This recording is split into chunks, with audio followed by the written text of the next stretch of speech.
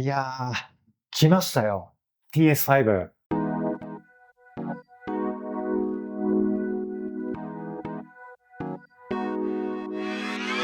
はい、というわけでどうも、小川でございます。やってきましたよ。TS5 プラス。カルデジットの人気ドッキングステーション TS シリーズのサンダーボルト5対応版です。この TS シリーズといえばですね、接続性、安定性、デザイン性と、どれをとっても多くのデスクワーカーから信頼を得てきた言わずと知れた名シリーズですよね。一つ前の TS4 の時点で全部入りドックの完成形という感じがしていましたが、今回のね TS5 プラスはその常識をぶち壊すモンスタースペックになっております。今回ね、カルデジットジャパンさんからレビュー用に一つ送っていただいておりますので、どんなドックなのか、実力はどうなのか、皆さんにね、シェアしたいと思います。主なトピックとしてはですね、性能面はもちろんのこと、僕がどんな構成で使っているかとか、使い方であるとか、それから TS4 とどう違うのか、加えてですね、この TS5 プラスの兄弟機である TS5 とはどう違うのか、そういったところも含めてですね、詳しく紹介していきたいと思います。じゃあ早速行ってみたいと思います。はい、というわけでこの TS5 プラスね、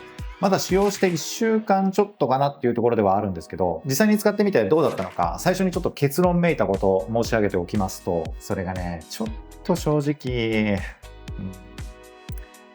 最高です。これはもう優勝です。やっぱり最大の特徴はこの接続性です。全部で20個のポートを持っていて、数だけでもすごいんですけど、ポートの性能がね、どれも高いんです。なので、複数のあらゆる周辺機器につなげることができます。そしてさらにですね、それがケーブル1本で Mac と接続できるんです。また今回の TS5 プラスは新色スペースブラックというカラーで、より黒くなってさらにかっこよくなりました。生産性向上、ポート不足の解消、配線整理、これらを一度に実現できるので、僕たちのようにですね、Mac に様々な周辺デバイスをつなげて使いたいという生産性爆上げデスク作りたい勢にとってはですね、最適なソリューションになってるんじゃないかなと思います。まずは外観デザインあたりさらっと見ていきたいと思うんですけど、これが TS5 プラス本体です。見た目は前のモデルから一見するとね、大きくは変わってない感じ。放熱にも効果的なスリットデザインのアルミボディを継承していて、無骨でかっこいいデザインです。縦置き横置きどちらでも使えるようになっていて、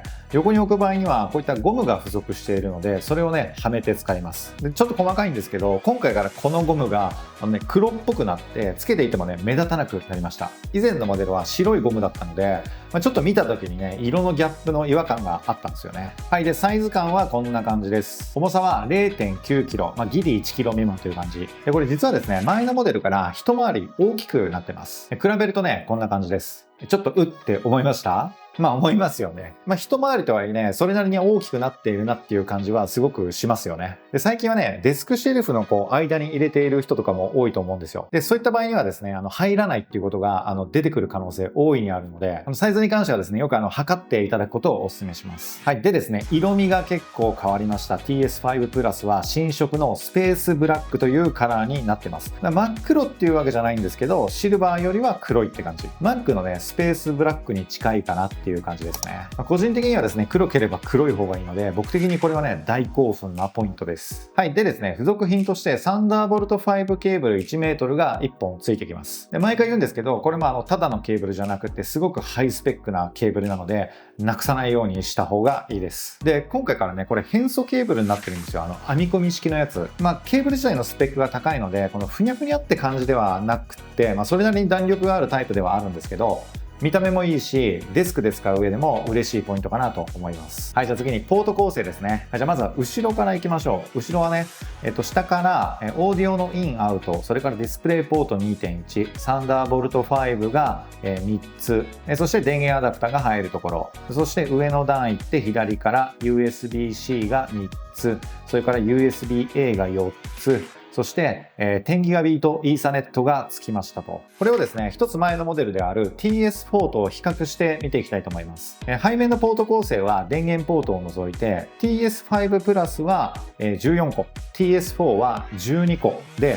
今回ね、2つ増えてます。で、どこが増えてるかっていうと、USB-C ポートが増えてます。この左上のここ。もう時代的にね、USB-C がよく使う端子のメインである。そういった人も多いと思うので、ここは嬉しいポイントなんじゃないかなと思います。はい。で、ちょっとね、並びとかは異なるんですけど、増えたところとしてはそんな感じ。で、パワーアップしたところを紹介すると、まずね、サンダーボルト4が5になりました。この3つのポートね。これ変わったことでどうなったかっていうと、ざっくり性能が2倍から3倍になってます。道路がさらに広くなったっていう感じ。イメージとしては、2車線だった道路が4車線とか6車線に広がったと考えてもらえれば OK です。その結果ですね、例えば外付け SSD との転送速度みたいなものはもう桁違いに向上します。でそんなサンダーボルト5なんですけど、3つあるんですけど、1つはね、Mac と接続するポートなので、実質的に使えるのは2つ。どんな機器でもね、ほぼ何でも接続できる最強のポートがこのサンダーボルト5です。はい、続いて 10Gb イーサネットがつきました。最近はね、ネット回線 10GB 引いてるよっていう人も多いと思いますし、無線より有線で接続する方が安定的な速度が出るっていうのは、周知の事実かなというふうには思うんですけど、あとはね、NAS を使って10GB のネットワークを作っている、あるいは作りたいと思う人結構いるんじゃないかなと思うんですけど、そういう人にはね、欲しくてしょうがないポートなんじゃないかなと思います。あとはですね、ディスプレイポートも 2.1 になってます。TS4 はね、1.4 だったんですよね。これによりですね、8K60Hz とか 240Hz とか、そういったね、高解像度、高リフレッシュレートのモニターに接続できるようになってます。というわけで、ポートの数も増えたし、それぞれのスペックも上がっていますと。で、TS4 もそうだったんですけど、TS5 プラスも引き続き、すべての USB-C が 10Gbps に対応したポートになってます。なので、外部ストレージみたいなものは、もうどこにつないでも十分な速度が出ると。どこかの USB-C とか A だけとかじゃないんですよ。そういうケチくさいこと言わないです。もう全部どこにつないでも 10Gbps に対応してます。で、今回さらにですね、TS5 プラスの特徴的なところとして、この USB がですね、前後でそれぞれ物理的に内部の系統が分かれているんですよ。通常ね、前後関係なくもう1本で束ねられているような状態なんですね。で、その1本だと何が起きるかっていうと、帯域の奪い合いが起こるんですよ。例えば SSD を2つ接続してデータ転送する。こんな時にね、これ中で取り合っちゃうので、転送速度がガクンって落ちるっていうようなことが発生します。一方で TS5 プラスはですね、前後で物理的に分かれているので、2つ接続したとしてもですね、その取り合いみたいなものを最小化することができるんですよ。とはいえですね、一応誤解がないように言っておくと、ドック内部の系統がいくら物理的に分かれていたとしてもですね、大元をたどれば Mac とつながる1本のサンダーボルト5にたどり着くわけです。なので、ドック全体で同時に使える性能の上限というのは、結局そこに依存するので、それを超えることはできないよと。それはね、念のため、覚えておいてください。で、ドッキングステーションといえば、給電性能も結構大事なポイントじゃないですか。この TS5 はですね、まずホストマシン。Mac への給電能力は 140W になっています。TS4 はね、98W でした。140W までパワーアップした結果、16インチ MacBook Pro でも対応できる出力になってます。M2 まではね、140W は MagSafe 経由じゃないと出なかったはずなんですよ。それがね、M3 Pro 以降の Mac に関しては、USB でも 140W が出るようになっているので、ドックを通してね、TS5 プラスを通して 140W を給電することができます。でですね、使えるサンダーボルト5ポート2つあるんですけど、この2つはね、36W に対応してます。なのでですね、より電力を必要とするようなところに安定して接続ができるようになったという感じです。で、このたくさんある USB-C と A は全部ね、7.5W に対応してます。どれかだけとかじゃない、もう全部。なので、どこに挿しても何かは充電できるというような感じになってます。はい、で、背面はこんな感じ。次、前ですね。前面ポートの数は TS4 と全く同じ。USB-C が2つの A が1つ。イヤホンジャックと UHS-2 に対応したカードリーダー。SD とマイクロ SD 両方に対応してます。一つだけ TS4 と違うところがあって、それがこの USB-C ポートの一つ。これがね、36W の給電にまで対応しました。TS4 は 20W だったんですよね。で、36W なので iPhone の急速充電もちろんなんですけど、iPad も急速充電できるし、なんとね、MacBook Air までこのポートで充電できるんですよ。なので、給電性能もめちゃくちゃパワーアップしてます。というわけで、ポートスペックひいてはですね、給電性能も大幅に向上しているわけなんですけど、その代償としてアダプタが結構大きくなっちゃったんですよ。これがね、今回付属してくる 330W アダプタです。圧倒されるでしょこれ。幸いなことにね、持ち歩くものではないのでまだあれなんですけど、ケーブルホルダー的なところに隠すなどのケアがね必要になりますね。TS4 のアダプタと比較するとこんな感じです。結構大きくなりました。こんな感じでね、アダプタ結構大きくなっちゃったんですけど、このアダプタのおかげで、非常に高い給電性能が実現できていると。公式サイトのね、この図がとても分かりやすいんですけど、こんな感じでね、あらゆるところで、いろんなものを充電できるので、電力で悩むことはなくなるんじゃないかなという感じですね。はい、というわけでね、TS4 との違いを表としてまとめてみました。はい、違いこんな感じ見たまんまなんですけど、合計ポートが2つ増えました、USB-C が増えましたとか、あとはね、ホストの給電が98から 140W になってますとか、はい、どれをとってもね、結構なパワーアップをしておりますと。詳しく見たい人はね、ここ一時停止して見てもらえればと思うんですけど、というわけでね、さっきも言ったように、ポートの数も増えているし、スペックも上がっているし、給電性能も上がっているということで、これまでできなかったようないくつかのことが新たにできるようになっていますという感じです。はい、じゃあ次はですね、僕がどういう風に使っているのかっていうことも紹介したいと思います。どういう風にも何ももりもり接続して使っているだけなんですけどね。今見てもらっているのが僕はこんな構成で使ってますよっていう構成図なんですけど、で僕はですね M4Max MacBook Pro というThunderbolt 5対応した Mac を使っていて、そこからねケーブル1本だけつなげてこの TS5 プラスに来ますと。でここから4K のモバイルモニターと 5K のねスタジオディスプレイ2つのモニターに接続していて、で背面の USB-C に SSD を常時接続していて、ここにね、なんやかんやデータ入れてます。でですね、もう一つ USB-C にこのハブをつなげていて、このハブから左手デバイスであるとか、あるいはキーボードを充電するために、これ一回一回ケーブル出してきて充電しますとか、あとはマウスとかトラックパッドを充電するためのケーブルをここからハブから取るみたいな、そんな運用をしてます。はい。で、背面のThunderbolt 5ポートから一つだけケーブルを出しておいて、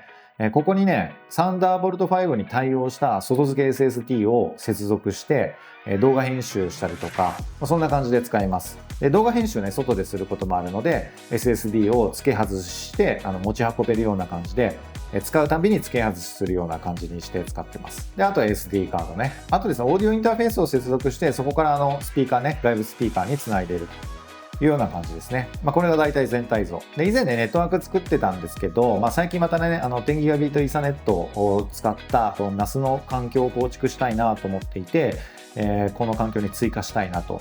いうようなことを今計画しています。はい、これがね、大体全体像なんですけど、これでもね、全てのポートを使い切れてるわけじゃないんですよ、今のところ。やっぱりこれ何が便利かっていうとですね、僕は Mac を持って外出することって結構あるんですけど、そういう時は外して Mac 持ってきますと。で、帰ってきたらケーブル1本つなげば、この環境に一瞬で変えることができる。これがね、めちゃくちゃ便利です。で、さっきも言ったようにね、僕動画編集するとき外付け SSD って作業するんですけど、Thunderbolt 5対応の SSD とケースを別々に買って組み合わせたものを使ってるんですね。で、僕今まで TS4 を使ってたんですけど、TS4 はね、Thunderbolt 5に対応してないので、その Thunderbolt 5 SSD を使うようになってからは、直接ね、Mac の方に接続してたんですよ。それがですね、TS5 プラスでは Thunderbolt 5ポートがあるので、Thunderbolt 5ケーブルを1本接続しておいて、そこに SSD を付け外しすると。そんな運用ができるようになったので、Mac にはもう本当に1本だけ。このね、やっぱり一本運用がめちゃくちゃ便利ですね。で、簡単にですね、SSD の速度が Thunderbolt 4から5になったことでどう変わったのかっていうところもね、共有しておきたいと思います。使っているものは Ugreen の Thunderbolt 5に対応した SSD ケースと Samsung の990 Pro の 2TB という SSD を使ってますと。その環境で、まず前のモデルである TS4 で使うとどうなるかというと、速度的にはこんな感じになります。書き込みが約2000、読み込みが2800という感じで、これが TS5 プラスになるとどうなるかっていうと、こちらで書き込みが5600、読み込みが5200と、ざっくりね、2から 2.5 倍ぐらいの、ジャンプになります。はい、でですね、215ギガ、ちょっと中途半端なんですけど、そのデータを Mac SSD、SSD Mac、それぞれ転送した時の結果がこちらです。だいたいね、37秒で200ギガちょっとのファイルがやり取りできちゃうので、速度的には Thunderbolt 4のやっぱり倍ですね。ほぼ倍。それっていうのはつまりですね、データ転送にかかる所要時間が単純に半分になるっていうことです。まあざっくりですよ。ざっくりね。外部 SSD を使ってるのにもかかわらず、Mac のね、内蔵 SSD と、あんまり変わらないぐらいのパフォーマンスが出るので、そういったね、データ転送にかかる時間が、年間どれだけ削減できたとか、そういった観点での実用面での影響みたいなところで言うと、非常に大きな効果があるんじゃないかなという感じです。あとはね、個人的にすごく便利だなと思ってるのが、この前面ポートの USB-C が 36W に対応したこと。ここからね、ケーブル伸ばして iPad Pro とか、サブ機の Android を急速充電できたりするので、一応ね、比べてみたんですけど、TS4 ではね、約 19W ぐらい。これ使用通りですね。で、TS5 プラスで MacBook Air を充電してみましたと。そうしたところですね、やっぱりしっかり 35W 出てたので、当たり前なんですけど、使用通りの感じで充電できてましたと。デスクでね、充電したいものってたくさんあると思うんですよ。すぐ近くにね、36W 出せるものがあるっていうのは、とてもね、頼もしいって感じるんじゃないかなと思います。はい、でね、ドッキングステーションとかハブとかの話をすると、必ず聞かれることがあってですね、それ何かっていうと、熱問題ですね。熱。どれぐらい熱くなるのかっていうのは気になる人もいるんじゃないかなと思うんですけど、TS5 プラスに関しても熱くなります。もうね、それはね、熱くなるんですよ。そういうものなんですよね。僕は今までね、普通じゃない数のドッキングステーションとかハブとか使ってきましたけど、熱くならなかったものって一つもないので、そういうものなんですよね。で、ちょっとね、簡易的に測ってみたんですけど、さっき紹介した僕が使っている構成で、かつ SD カードでデータ転送した直後ぐらいの時の温度がこちらです。なんとなくね、触ってみて一番熱く感じたところの温度を測ったんですけど、だいたいね、50度とか50度前後って感じです。で、同じことを TS4 でもしてみたんですけど、やっぱりね、50度ぐらいかなって感じですね。もちろんね、もっと負荷をかけたりすると温度高まる可能性っていうのもあるんですけど、熱を持つということはですね、熱をしっかり逃がせているということでもあるので、このぐらいであればですね、特に心配はないかなと思います。でも50度って触ると結構って思うぐらいの温度感ではあるので、熱が伝わるとまずいようなものの横に置くのはやめた方がいいかなと思います。ただですね、あまりにももうやけどしそうだとか、煙が出てるとか、そういった明らかな異常を感じたりとか、あるいは心配だという場合にはですね、サポートにね、問い合わせてみてください。それはね、適切に対処してくれると思います。あとね、この 330W アダプター。これもね、熱くなるのかなと思って、作業の合間で、ちょっと触るみたいなことをしてみたんですけど、ちょっと僕の使い方ではね、ほんのりあったかい程度以上にはならなかったかなという感じです。はい、じゃあ続いてはですね、デメリット寄りのポイントを見ていきたいと思います。まずはですね、多くの人が気になっているであろうところからいきたいと思います。価格ですね。はい、今説明してきたようにですね、TS4 でもすごかったんですけど、さらにそこから進化して高性能になってますと、すごい進化をしたわけなんですけれども、価格の方もだいぶ進化してるんですよ。現在の価格でですね、お値段なんと86,900円と、なかなか勇気のいる値段になっております。はい、これがね、さっきの表なんですけど、TS4 は今時点の価格で 52,470 円で、TS5 プラスは 86,900 円と、価格差で言うと 34,430 円。結構すごいですよね。TS5 プラスっていうのは TS4 の新型であり上位機みたいな、そういったものに当たると思うので、上位モデルである部分の価格差っていうのは理解できるところではあるんですけど、とはいえこの価格感はさすがになと思いますよね。正直ね、なかなか痺れる価格感だなと思います。ただこう考えると、少しちょっと検討のベースに乗るかなと思うのが、僕ね、これまで TS4 を使っていて、で、今回 TS5 プラスに乗り換えたわけなんですけど、TS4 をいつから使っていたかっていうと、2022年の4月頃から使ってたんですよ。だいたいね、3年3ヶ月ぐらい使ってた計算になるんですね。これ何が言いたいかっていうと、長期使用できるんじゃないかってことなんですよ。いわゆるガジェットというカテゴリーにおいては珍しくね、長く使えるものなんじゃないかなと思います。なので、その期間あたりのコストっていう考え方だと、少し印象が違うかもなという感じ。でね、なんでそんな長く使えそうなのかみたいなところにはいろいろ理由があると思うんですけど、一つはですね、サンダーボルト5っていうものが持つ性能自体がもともと非常に高いですと。で、その3年とか4年とかっていう範囲では、一般的な PC が要求するスペックを常にね、サンダーボルト5は上回り続けていると思うんですよね。少なくともね、サンダーボルト4の時にはそういう状態だったと思うんですよ。加えてですね、このインターフェースも USB-C が多めであるとか、その消えにくく使いやすい端子で固められているみたいなところとか、あとはこのサンダーボルト自体は連続的につなげていくことが使用上できるので、増やそうと思ったら増やせるんですよね。で他にもですね、カルデジットは要所要所のタイミングでそのファームウェアアップデートみたいなものを出しているので、 OS 側のアップデートにもついていきますと。なのでですね、このハードもソフトも陳腐化しにくいであろうと。僕もね、この3年間メインのデスクで使っていて、ドックそのものをね、入れ替えようって思ったことは一度もなくって、特にね、使っていて不満もなかったんですよね。で、このサンダーボルト5の Mac を買って、でさらにサンダーボルト5対応した SSD を使い始めたあたりからようやく次の欲しいなって思ったみたいな、そんな感じでした。なのでわかんないですけど Mac の買い替えタイミングが3年から5年ぐらいだとして、その間は Mac とセットで使い続けられるんじゃないかなという気はします。さっきも言ったように TS5 プラスは8万7000円ぐらいなので、それをざっくり3年半で割ったとすると月に2000円ぐらい。それともね、安くはないんですけどね。でもそのぐらいの価格感で使えるのかなという感じはします。あとね、カルデジットは残念ながらセールをあんまりしないんですよ。なので極端に安くなったりしないんです。そこに加えてやっぱりその品質の高さみたいなものも相まってですね、値段が崩れにくいんですよね。だからね、今もね、メルカリで TS4 とか検索してみるとだいたいね4万円前後ぐらいで取引されてます。というわけでね、長期使用できるであろう、リセールバリューもそこそこであろうと、いうようなことを考えみるとですね、高いのは高いんですけど、投資回収はできるんじゃないのかなという感じはします。で、他にデメリットっぽいことで言うと HDMI がないんですよ。もうね、伝統的にないんですよ。もうずっと。HDMI の方がモニター接続のインターフェースとしては一般的だし、使いやすいし、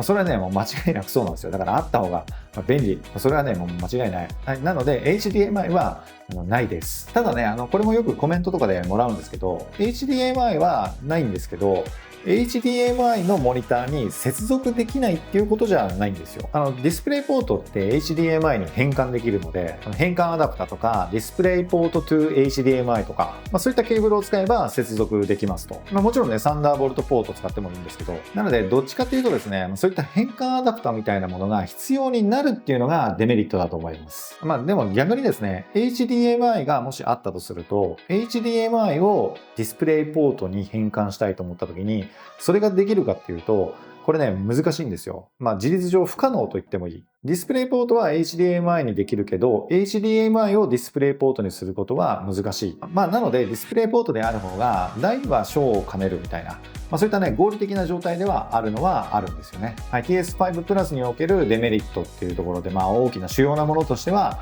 以上かなと思います。でですね、次にですね、この TS5 プラスと同時に TS5 っていう兄弟機が出てるんですよ。TS5 プラスを上位モデルとした時のそのエントリーに当たるのが TS5 になると思うんですけど、で、これどっちがいいのっていうことを、これ僕が感じた範囲でね、共有したいと思います。ここね、結構迷う人多いんじゃないかなと思うんですよ。というのもですね、あらゆる点において TS5 プラスが絶対に上かっていうとね、実はそんなこともないんですよ。これ今見てもらっているのが TS5 と TS5 プラスの前後なんですけど、上が TS5 で下が TS5 プラスになってます。こんな感じでね、例えば後ろの比較ですけど、見た感じね、ポートが全然少ないなと、TS5 の方が少ないなっていう感じはすると思います。で、前面ポートに関しても TS5 の方がポートは少ないんですよ。というわけで全体的に TS5 の方がポートが少ないのは少ないんですよ。で、あとね、これ便宜上同じ大きさになってますけど、TS5 の方がね、少し本体サイズが小さいです。でね、これはね、TS5 と TS5 プラスを機能軸で比較した表なんですけど、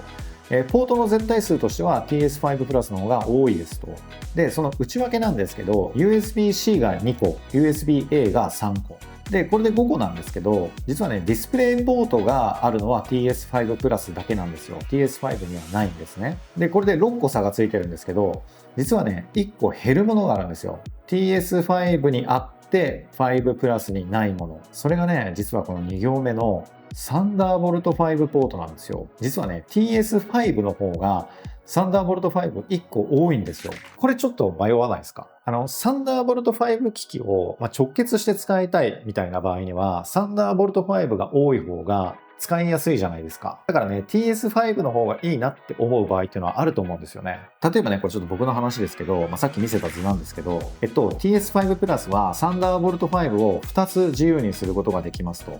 で、その2つ何に使ってるかっていうと、まず1個はこのスタジオディスプレイに接続するのに使ってます。で、もう一つはサンダーボルト5の外付け SSD、これを接続するように使ってます。これで埋まってるんですよね。でも本当はね、このモバイルモニターもサンダーボルト5接続できると便利なんですよ。なんでかっていうと、サンダーボルト5ならケーブル1本で電力供給とそれから映像出力ができるからです。だけどもうサンダーボルト5埋まっちゃってるんで、だからこのモバイルモニターは TS5 プラスのディスプレイポートと、あとは USB-C なり A なりから電源を別に取ると、こういったつなぎ方をしなきゃいけないわけなんですよ。これがね TS5 ならもう一つサンダーボルトがあるんで、モバイルモニターみたいなものがあっても接続できると。これはすごい僕の個人的な構成になりますけど、でもそういうシーンってね、他にもあるんじゃないかなと思うんですよね。はい。というわけでね、ちょっとこれさっきの比較表に戻りますけれども、TS5 プラスの方が、大体の場合性能が高いんですよ。中でもね、この 10Gb イーサネットを持っているのは TS5 プラスだけなんですね。なので、この 10GB が欲しいんだったら TS5 プラスの方がいいと思うんですけど、さっきも言ったようにね、サンダーボルトそのものを多く使いたいっていう場合には TS5 の方にもアドバンテージがあるなという感じです。で、あとさっきも言ったようにですね、サイズは TS5 プラスの方が大きくなってます。で、あと価格ですね。TS5 の価格って日本円でいくらなのかって、ちょっとこの現時点ではね、いくらかはわかんないんですけど、おそらくね、6万円ちょっとなんじゃないかなっていう感じがします。この TS5 プラスの価格、ドルの価格みたいなものを鑑みた時にね、サンダーボルト5をより多く使いたいとか、あとはできる限りコンパクトがいいとか、10Gb イーサネットもいらないとか、あとはもうそもそもそんなにポートたくさんいらない、そういった場合にはね、TS5 という選択の方がベストなのかなと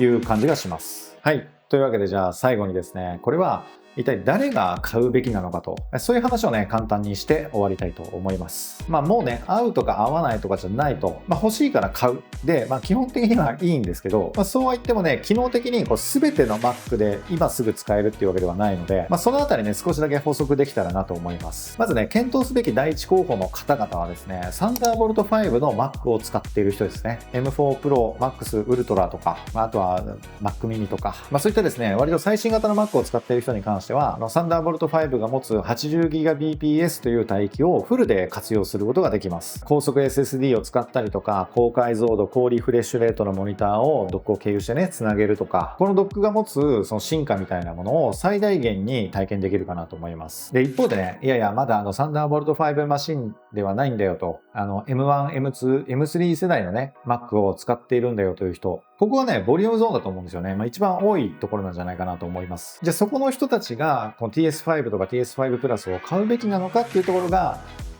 一番悩ましいところなんじゃないかなと思います。検討のポイントとしてはですね、Mac を買い替える予定と鑑みて、検討するのがいいんじゃないかなと思います。次に出る Mac がエントリーキーまで含めて全てサンダーボルト5になるかっていうと、ちょっとそれ考えづらいかなって思うんで、1年とか2年以内ぐらいには買うだろうな、Mac 買い替えるだろうなっていう場合で、かつですね、その周辺機器をたくさんつなげたいっていう人は、思い切って買うっていうのは全然ありかなと思います。例えばね、TS5 プラスの場合はですけど、サンダーボルト3とか4のマシンであっても 10Gb イーサネットのポートは十分使えるし、それからこのたくさんあるポートを使っていろんな周辺機器をつなげるみたいなことはもちろんできるし、あとは 36W で給電ができるポートとか、そういったところに関してはサンダーボルト5に限った話ではないので、サンダーボルト3、4環境であってもそのままね活用することができます。なのでそういった機能を使いつつ、次のねサンダーボルト5になった時の Mac の買い替えが視野に入っているみたいな人は